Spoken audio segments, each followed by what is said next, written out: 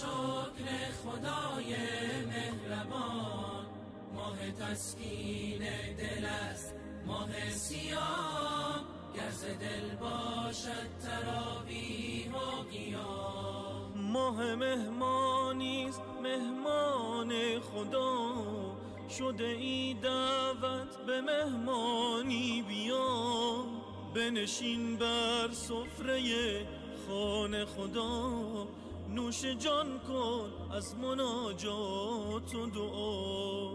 با طلوع عطر ماه رمضان، شکر خدای مهربان، ماه تسکین دل است ماه سیاه، گر ز دل باشد تراویح و قیام. روز درمان است بر هر جسم و جان، می شود با روز جسمت پرتوان، هم شود با روز صبر تو زیاد، چون بیاری مستمندان را بیار. با طلوع عطر ماه رمضان، شکر خدای مهربان، ماه تسکین دل است ماه سیاه، گر ز دل باشد تراویح و قیام.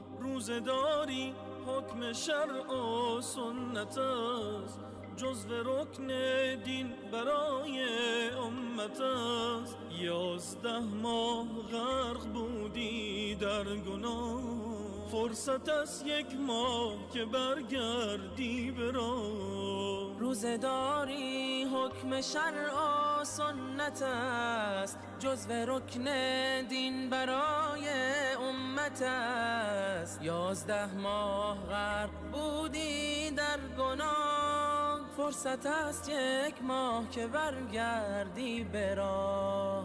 با طلوع عطر ماه رمضان، شکر خدای مهربان، ماه تسکین دل است ماه سیاه، گر ز دل باشد تراویح و قیام. با طلوع عطر ماه